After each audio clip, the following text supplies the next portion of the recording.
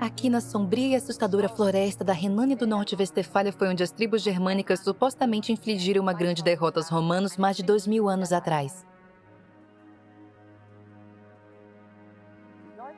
Aqui os alemães construíram um monumento em homenagem ao seu herói Armínio, o chefe da tribo dos queruscos, a estátua de Armínio.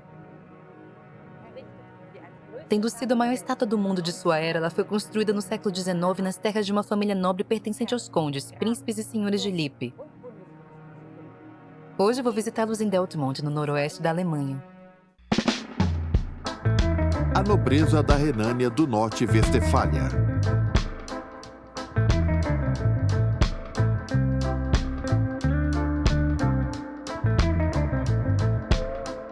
A Casa Principesca de Lippe.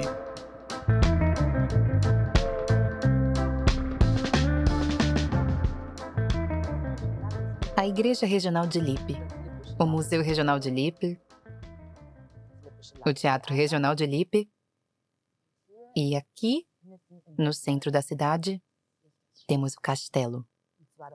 Este é o castelo residencial de Detmold. Ele tem sido lar da família principesca de Lippe por séculos. A localização dele no centro da cidade nos mostra o quão próximo essa família e o povo da antiga região de Lippe, atualmente o distrito de Lippe, têm sido no decorrer da história. São 800 anos de uma família e de um país. Veremos agora como o mais novo chefe desta propriedade, o príncipe Stefan, veio a Lippe. Ele é um advogado e é dono de seu próprio escritório. Finalmente nos encontramos. Bom dia! Que bom te conhecer. Eu trouxe um presente para você. Eu estou vendo. Além desta equipe de gravação, eu trouxe outra coisa. Posso te levar até o carro? Claro, claro. É um souvenir.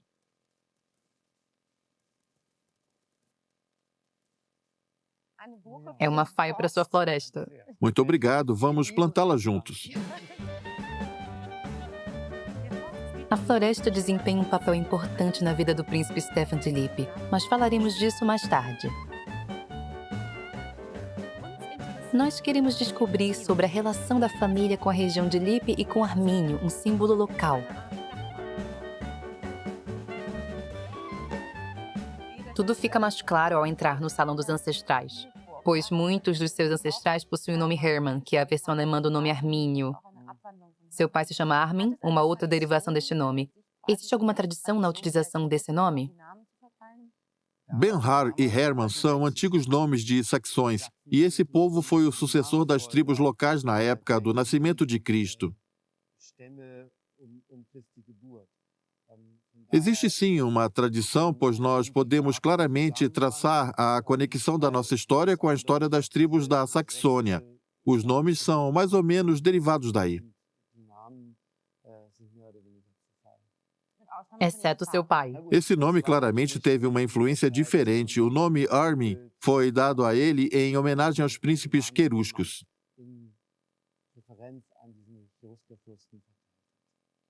E Stefan? Esse é o nome moderno. Acredito que meus pais não queriam escolher um nome rebuscado e simplesmente fizeram o oposto, escolhendo um nome popular da época. Dos anos 60. Exato. O príncipe Stefan nasceu em 1959 e foi o único filho da princesa Traute e do príncipe Armin. A família fez muitos registros de sua infância. Essa é uma tradição familiar.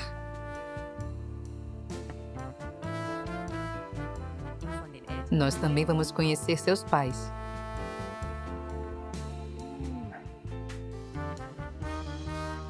Traute, a princesa de Lippe, e Armin, o príncipe de Lippe, vivem em uma parte mais reservada do castelo de Detmold, que foi construído no século XVI.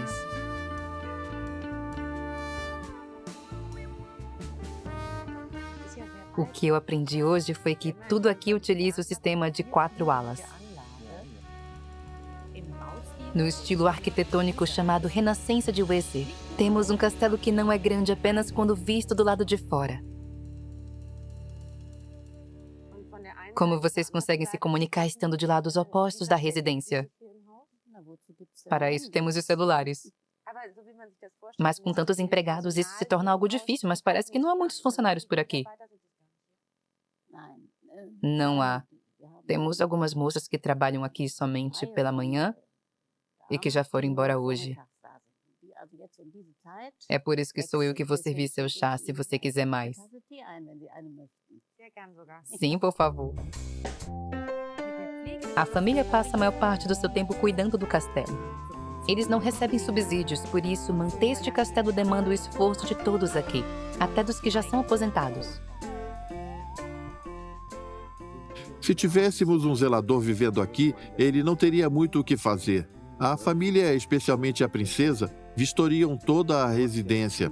Ela procura por coisas quebradas, verifica as janelas, se elas estão abertas ou se alguém deixou alguma luz acesa. Ela observa tudo. Esse é um trabalho para a vida toda.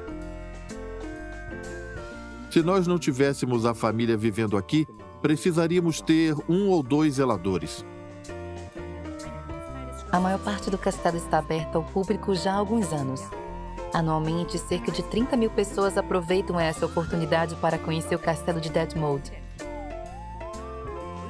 A família adora estar próxima dos visitantes. As crianças devem adorar as atrações daqui e poder conhecer vocês. Sim, isso nos agrada. Quando alguma escola de Lippe vem nos visitar e as crianças estão lá fora, sempre tem alguém que nos reconhece, acena para nós e nós acenamos de volta. Falando das crianças de Detmold e também das de Lippe, elas sabem como se dirigir a vocês? Elas conhecem os costumes? Elas apenas me chamam de princesa. O que eu adoro nas crianças é que elas são bastante espontâneas. Eu adoro conversar com elas. A tradição diz que vocês não seriam portadores dos títulos alemães Prinz e Prinzessin, mas sim do título Fürst, que significa príncipe governante. Correto. Porém, a família já não tem o costume de adotar essa nomenclatura. Meu pai me nomeou como seu sucessor em seu testamento e pediu expressamente que eu usasse o título de First.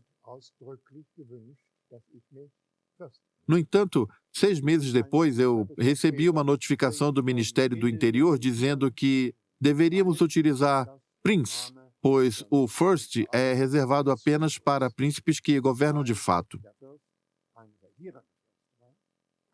Esse não é apenas um título de nobreza, mas sim a profissão que a sua família exercia. Sim, mas apenas para os que governam, como o caso do meu pai. Ele chegou a governar ativamente como príncipe. O príncipe comandou o destino da região até a Revolução de 1918. Ainda hoje pode-se ver as influências do passado na forma como tudo é administrado. A propriedade da família já era aberta ao público 100 anos atrás. Nós mostramos 12 salões do castelo de Detmold, que são aqueles que meu avô abriu ao público no início do século XX. Isso foi algo muito raro para a época. Não dá para saber os motivos dele ter feito isso, porém deve ter sido em razão da pressão popular para conhecer o local. Não havia grandes multidões de turistas na época, porém, se houvessem visitantes, um empregado seria encarregado de guiar esses turistas pelos salões. Esses salões têm uma aparência idêntica à que tinham 100 anos atrás. Havia um guichê naquela época? Não sei como era antes. Acho que eles pagavam diretamente ao empregado. Seu avô foi Leopold IV. Eu fiquei surpreso ao saber que ele foi o único príncipe governante da Renânia do Norte-Westfália. Sim, ele foi o único príncipe governante da região. O principado era quase uma província da Prússia. Se você olhar para um mapa antigo da região, você verá a Prússia, que era como um enorme oceano, e um pequeno ponto no centro dela, como se fosse uma ilha. Essa ilha é a região de Lippe, que permaneceu independente até 1947. Em 1947, Lippe abriu mão de sua independência por pressão das forças de ocupação inglesas. Porém, eles puderam escolher fazer parte da Baixa Saxônia ou da Renânia do Norte-Westfália.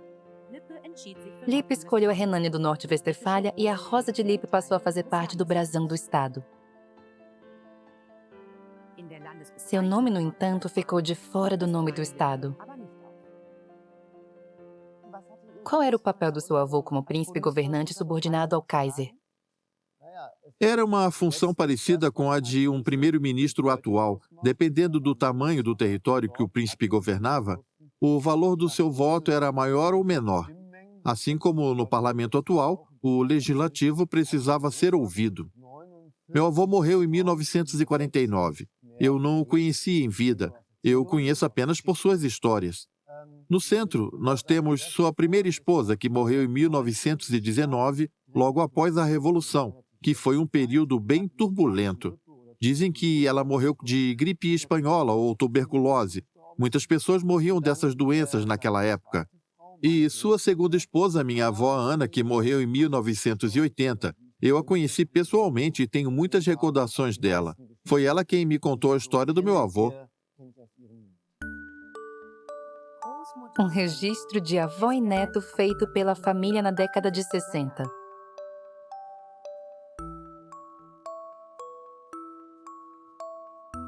O príncipe de Lippe possuiu outros tesouros bem mais antigos do que essas relíquias em forma de filme. Meu avô era fotógrafo. Ele ganhou prêmios por suas fotografias e suas filmagens. Isso pode soar como algo banal hoje. Porém, nas duas primeiras décadas do século XX, quando a fotografia ainda era algo recente, as obras dele já possuíam um estilo extraordinário. É por essa razão que o próprio príncipe Leopold documentou sua coroação em 1905. E ele também se divertia com suas filmagens. Ele também idealizou e dirigiu algumas pequenas esquetes de comédia com sua família. Esse hobby era sua maior paixão. E ele ainda atuava como protagonista.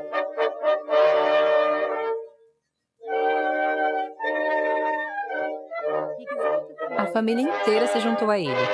Em sua intimidade, eles parecem uma família comum.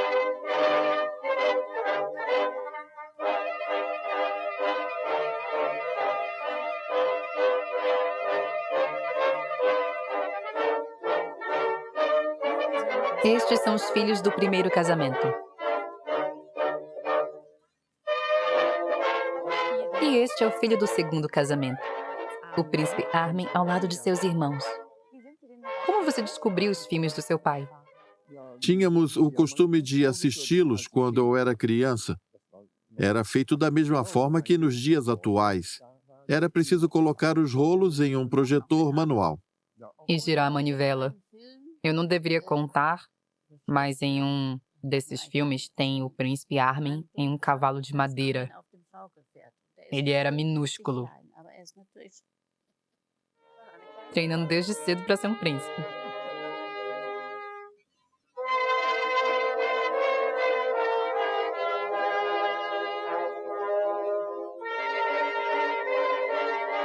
A vida em família era muito harmoniosa. Meu pai, às vezes, lia livros para nós.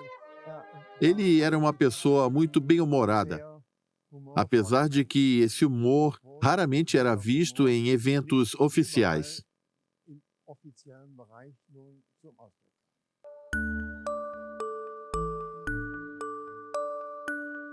O que você sabe sobre seu avô? Ele enfrentou a Revolução, a Primeira e a Segunda Guerra Mundial, tudo. Quais foram as marcas que seu avô deixou? O que você sabe sobre seu avô? Eu costumo encontrá-las nas construções. As construções contam muitas coisas. Ele, por exemplo, reconstruiu entre 1914 e 1918 o teatro que havia sido incendiado em 1912. Reconstruir o teatro durante uma guerra foi uma conquista muito notável. Ele também reconstruiu a Igreja de Cristo, que ainda está de pé hoje. Ele também disponibilizou um terreno e financiou a construção de uma sinagoga. É dito que ele chorou quando essa sinagoga foi incendiada. Ele construiu muitas coisas. É possível sentir a influência dele na cidade que temos hoje. O príncipe de Lippe não moldou apenas a cidade de Detmold, mas sim toda esta região. Após sua abdicação em 1919, além dos monumentos arquitetônicos e ativos culturais, eles também cederam uma enorme floresta ao estado de Lippe. Somente um quarto da floresta ainda pertence à família. Mas a floresta se tornou uma dor de cabeça, pois ela está localizada no centro da floresta do Teuburgo e a Renânia do Norte-Westfália, que é transformada num parque nacional. Em um parque nacional, a natureza se desenvolve sem nenhum tipo de direcionamento. A família principesca não quer que o restante de sua floresta tenha esse destino. Nós estamos convictos de que podemos cuidar adequadamente tanto da manutenção do castelo quanto da floresta. Essa questão deveria ser reconsiderada. A floresta pertenceu à nossa família por mais de 1000 anos. Esta floresta é bem estruturada e possui diversidade em sua fauna e flora. Os administradores do Parque Nacional querem criar um imã de turistas com espaço totalmente silvestre. A família principesca argumenta dizendo que a floresta já está sendo preservada.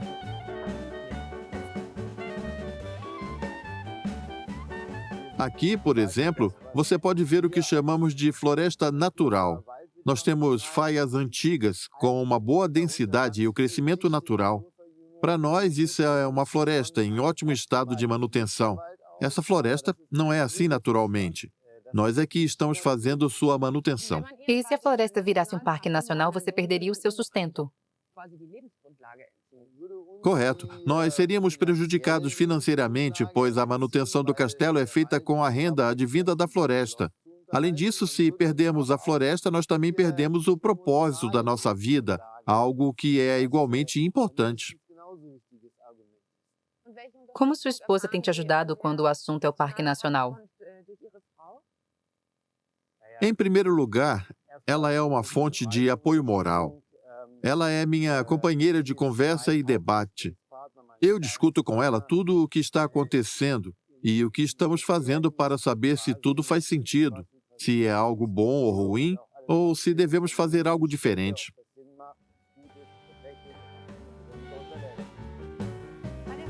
Vários membros da nobreza estavam entre os convidados de seu casamento em 1994, incluindo sua tia Juliana, a antiga rainha dos Países Baixos. A noiva era a Condessa Maria de Soms-Laubach, natural de Hesse. Atualmente, a família vive na mansão Schanze, que fica na propriedade da família. Ao falar sobre a criação do Parque Nacional, ela se opõe de maneira firme. Para nós, essa é uma questão existencial. Como você disse, nós tiramos nosso sustento da floresta. É ela que mantém o castelo em pé. Não é possível preservar um castelo tão grande quanto este sem um contrapeso. Muitas pessoas dizem que nós podemos seguir em frente sem a floresta e que nós deveríamos abrir mão dela para proteger a natureza.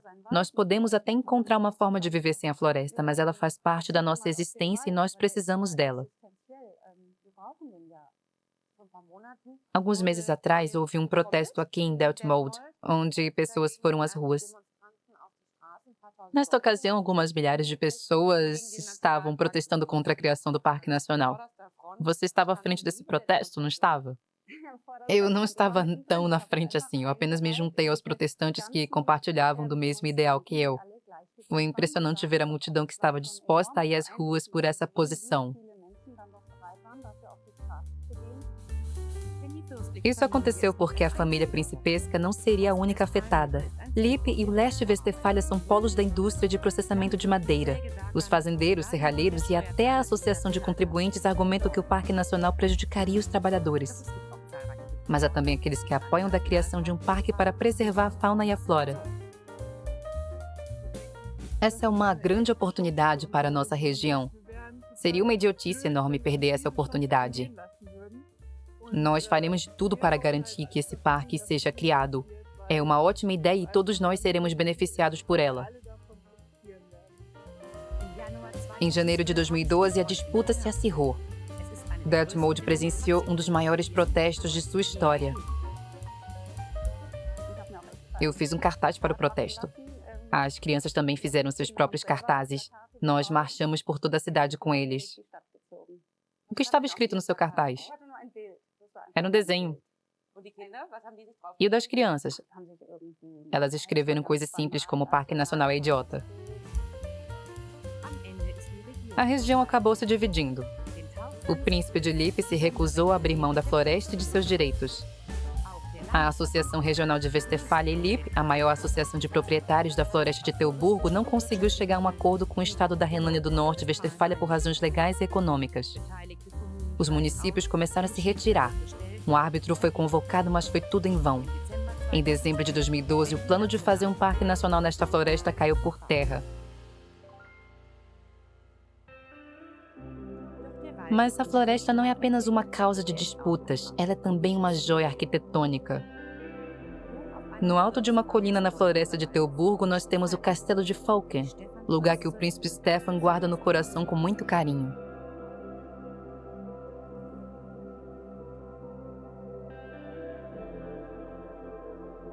O Castelo de Falken era nosso castelo principal. Ele foi construído por Bernhard II em 1195. Ele pode ser considerado a pedra central da soberania de Lippe e, consequentemente, a pedra central e lugar de origem da nossa família. Ele é o berço da sua família. Exatamente. Esse castelo é uma obra de arte dentre as fortalezas. Ele nunca foi conquistado. Eventualmente, ele foi considerado antiquado e foi abandonado. Hoje ele se encontra em ruínas e é nosso trabalho e também minha inspiração o tornar popular novamente e divulgar sua história.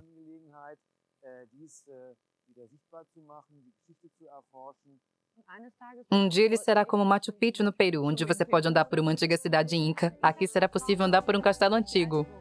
Assim espero. Os trabalhos no Castelo de Falken já duram 8 anos. Com o financiamento do governo federal e da Associação Regional de Westfália e Lippe, e com o apoio de arqueólogos, escavadores, técnicos, restauradores e do proprietário, o trabalho de restauração deste castelo medieval está seguindo adiante. Durante esse processo foram feitas descobertas incríveis.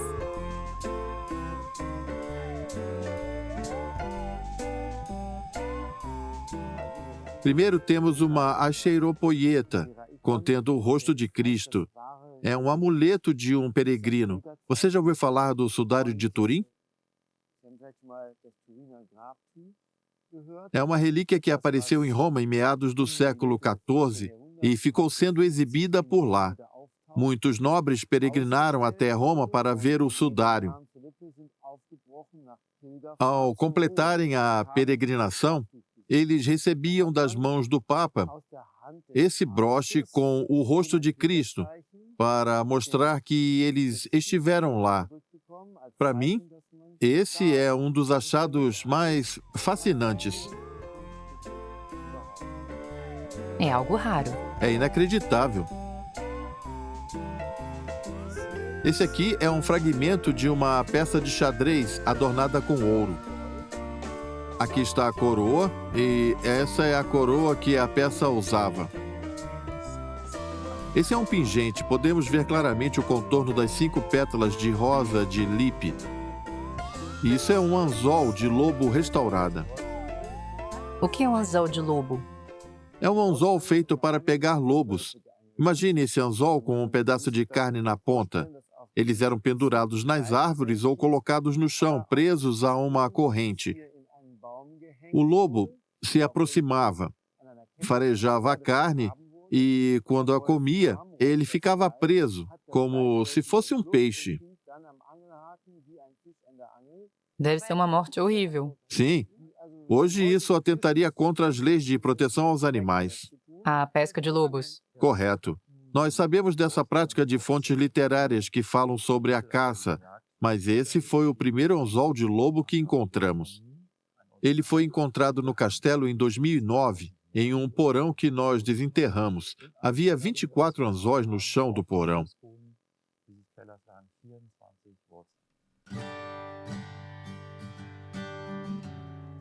Aqui era onde ficava o trono. Você havia dito que aqui ficava uma espécie de calabouço ou um armazém. Esse local era ambos. E os suprimentos não eram roubados? Não, pois eles eram protegidos com uma tranca. Podemos ver na pedra os 2 buracos por onde ela passava e um espaço para um cadeado. Tudo ficava bem trancado. Aqui havia uma porta extremamente pesada, que era trancada do lado de fora. Quem estivesse aqui não tinha chance nenhuma de escapar. Ao mesmo tempo que ninguém conseguia entrar, mesmo que tentasse com todas as suas forças. Este castelo repeliu 2 cercos durante o século XV. As paredes precisavam ser tão grossas assim? Sim. Havia terremotos na região? Não, era em razão dos disparos das catapultas. Elas conseguiam atingir uma área com enorme precisão. Se as paredes fossem finas, elas seriam derrubadas. Quem eram os inimigos dos governantes de Lippe nessa época? Eles lutavam contra o Duque de Braunschweig-Lüneburg. O ancestral de Ernst August de Hanover. Exato.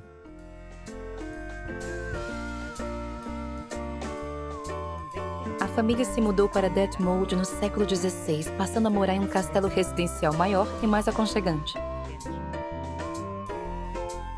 Como você aprendeu a história da sua família? Eu aprendi gradualmente e de maneira lúdica. Eu costumava até complementar a minha renda trabalhando como guia do castelo. Eu posso dizer que conheço ao menos o básico da história. Então, vamos começar.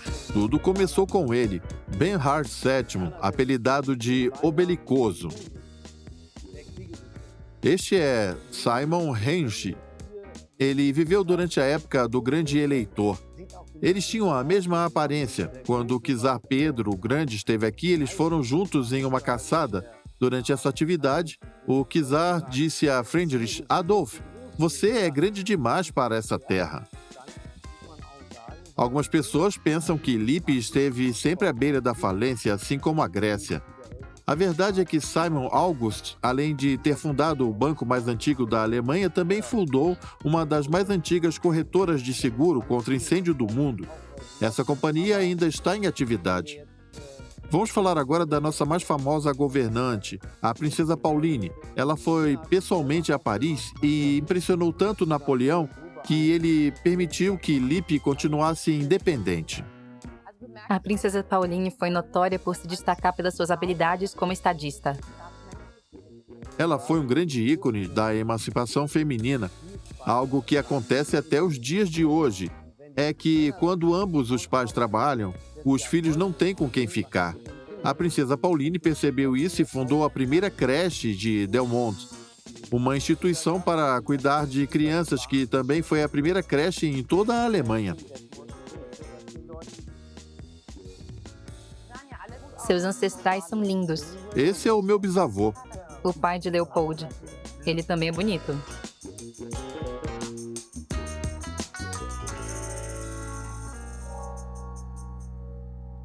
Este é um gramofone antigo. Ele era extremamente moderno quando foi construído, pois os outros modelos costumavam ter cornetas enormes. Este aqui tem um design moderno com uma corneta para baixo. É uma peça incrível feita em Berlim antes da Primeira Guerra Mundial. Quando você quiser ouvir música, basta apenas rodar a manivela e o mecanismo começa a girar.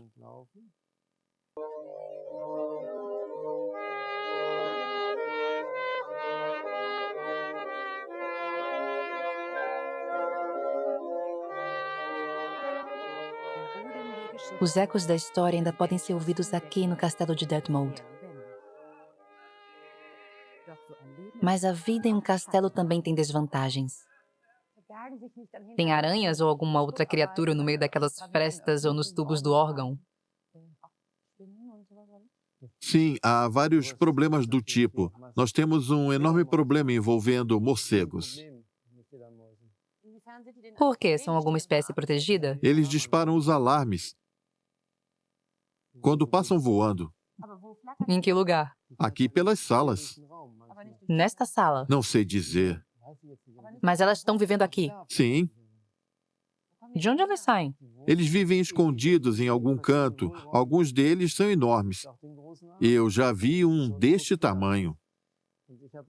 Do lado de dentro ou de fora? De dentro, Algumas pessoas costumam gostar disso porque elas organizam passeios de caça a fantasmas com amigos da escola e os morcegos assustam as pessoas quando passam voando por cima de todos.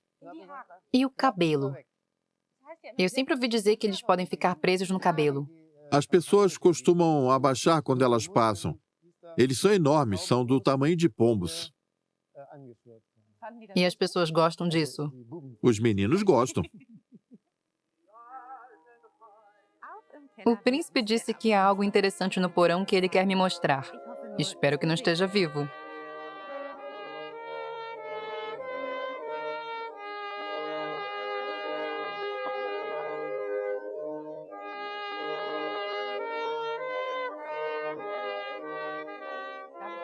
Posso assoprar? Eu estou com medo. Parece ser uma garrafa muito valiosa. 1748 Huntsheim. É um vinho branco? Sim, é um Riesling. Você já abriu alguma dessas garrafas? Sim, nós já abrimos uma.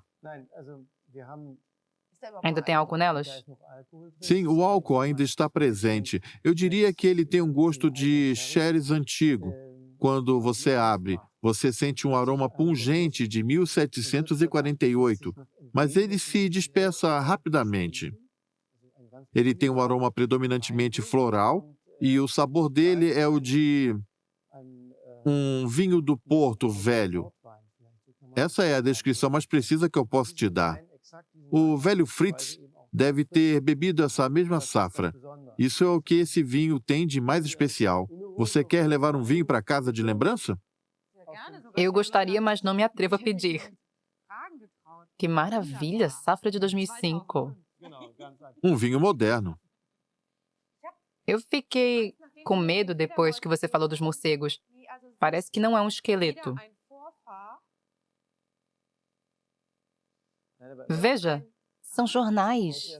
Nós guardamos jornais antigos aqui. Eu não sou tão corajosa quanto você para colocar a mão aí. Você está com medo dos morcegos? Que incrível. Essa é a Rosa de Lippe. Aqui diz, o mais antigo e difundido jornal nos Estados Livres e em seus distritos vizinhos. Eu também estou vendo esse pela primeira vez. É de 19 de outubro de 1919, Jornal Regional de Lippe. É da época em que seu avô abdicou. Eles devem ter sido usados para embrulhar os vinhos. Provavelmente. Aqui está falando sobre um acordo do governo. É sobre a indenização que seu avô recebeu. Esses parecem ser registros que seu avô guardou aqui das revoltas que ocorreram após a abdicação dele. Talvez ele usou o vinho que tinha aqui para afogar as mágoas. Eu tenho os diários dele do período que sucedeu à abdicação. Em um deles, há o registro do dia 6 de dezembro. Esse foi o dia em que o batalhão de Lippe fez o deslocamento do quartel para cá. O novo governo, o governo revolucionário, queria uma reunião com ele urgentemente. O comandante do batalhão ficou sabendo disso. Foi de trem com seus soldados até as proximidades de Delmonte, desceu do trem e marchou com eles até a Praça do Castelo. Ele ficou emocionado ao ver o pátio do castelo repleto de homens. Todos que estavam lá o saudaram. Após esse evento, meu pai escreveu que aquele foi um dos momentos mais difíceis de sua vida, pois ele não podia responder à saudação.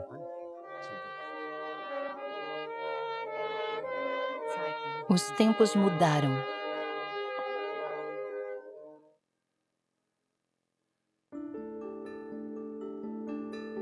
O príncipe Leopold nunca abandonou seu hobby, as filmagens. Juntando as riquezas que lhe restaram com a indenização que ele havia recebido para comprar a mansão Chance e para garantir uma vida tranquila para sua família.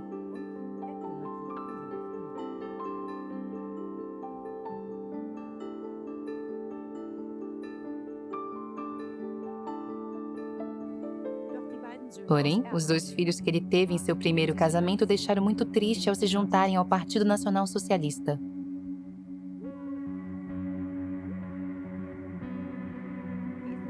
Como seu pai lidou com o enorme atrito gerado por esses filhos? Tínhamos de um lado seus irmãos, que eram membros do partido nazista e eram leais ao regime, e do outro lado tínhamos você, que se opunha a isso.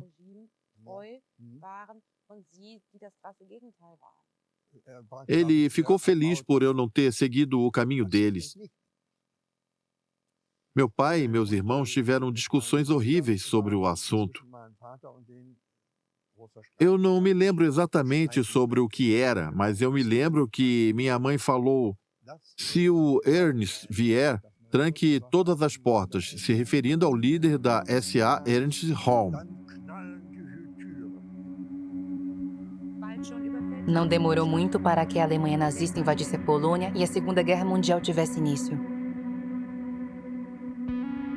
Aquilo foi um desastre. Eu vi aquilo como uma catástrofe, seguindo a mesma linha de pensamento da minha mãe. Muitos dos meus pares se alistaram como aspirantes a oficiais, algo que estava fora de cogitação para mim. Eu não queria ser oficial de Hitler.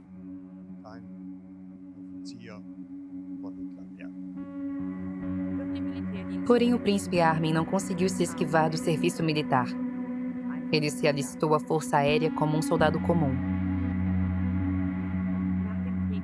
Após a guerra, o príncipe Leopold quis fazer mudanças no castelo, na sua fortuna e na sua floresta. Ele queria mudar a forma como as coisas eram administradas. O posicionamento político dos seus irmãos fez seu pai alterar o testamento. Sim, ele enviou um recado a eles falando sobre a alteração do testamento e os motivos de ele ter feito isso.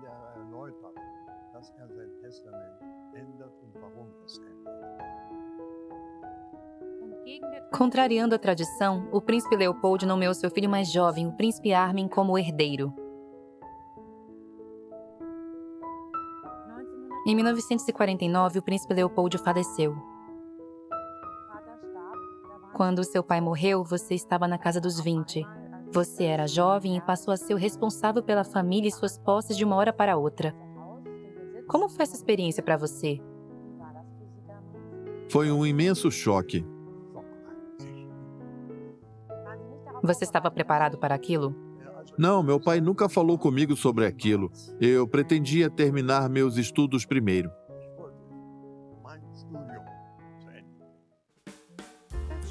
Ele estudava biologia. Na faculdade, ele conheceu uma pessoa, Traut Becker. O fato dela ser da classe média não foi um problema para o príncipe Armin de Lippe.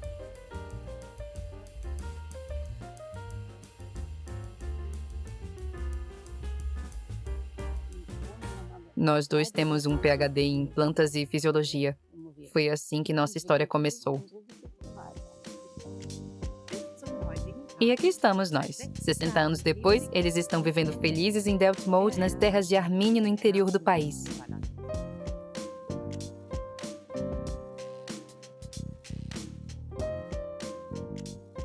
Nós temos aqui algo extraordinário. Tratando-se da família real, não se vê nenhum antagonismo contra eles. Ao contrário, eles são uma parte essencial dessa região.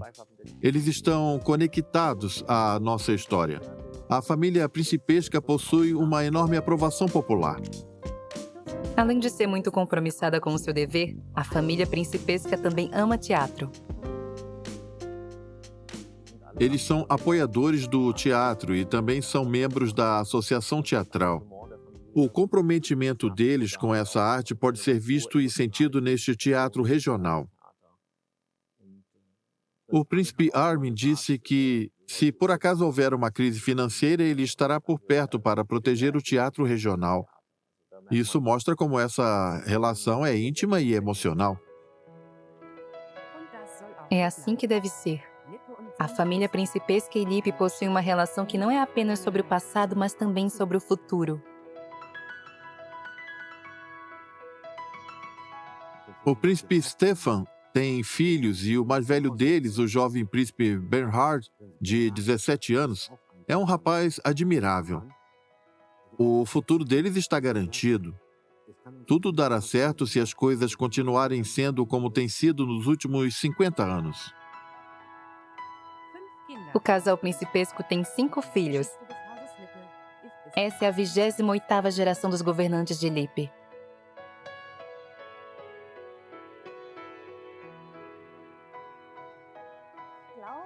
Eu espero que meus filhos criem uma paixão natural por essa posição. Eles estão cientes de quem são, mas nós não falamos sobre esse assunto com frequência.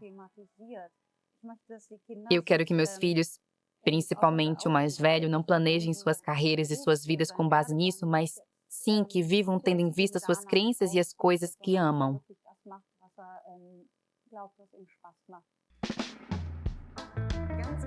Próximo à Mansão Chance, temos o Museu ao Ar Livre da Associação Regional de Westfália e Lippe, um local que recebe muitas excursões. Esta é Margaret First, a cocheira. Bom dia, Margaret, eu sou Júlia. O maior museu a céu aberto da Alemanha oferece uma variedade de atrações durante o ano todo. Ele tem mais de 90 hectares e abriga mais de 100 prédios históricos, jardins e parques. Aqui há animais como gansos, porcos e até burros. Vocês costumam trazer seus filhos aqui? Sim, por coincidência, nossa filha está aqui hoje com a escola, mas nós também fazemos passeios em família aqui. Sua filha está entre aquelas crianças? Talvez.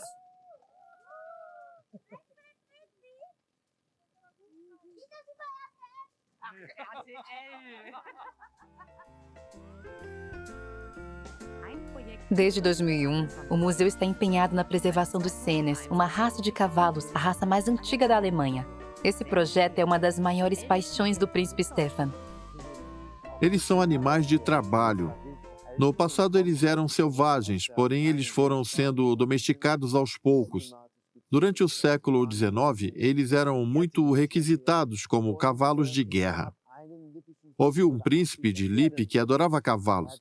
O filho da princesa Pauline era um grande amante dos cavalos. Ele tinha um aras, Bad Member, onde ele criava esses cavalos durante o século XIX. A expressão alemã Rosker, cura de cavalo, vem dos Senner, que eram tratados como remédios da providência duvidosa para veterinários de Bad Member após as corridas. Você sabe identificar o relinchar de um Senner? Os profissionais sabem. A doutora Casta é especialista neles. Essa raça de cavalos foi documentada pela primeira vez no século XII.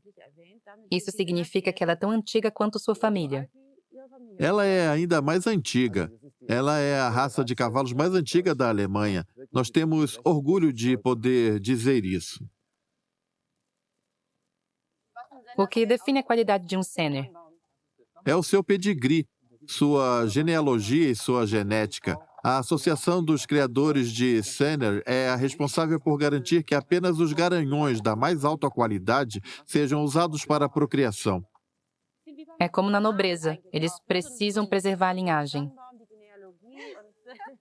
Acho que essa não seria a melhor comparação.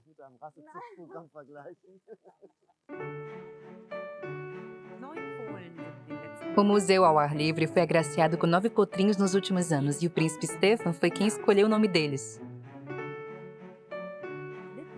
A Casa Principesca de Lippe é uma dinastia nobre que continua moldando a Renânia do Norte-Westfália até os dias atuais.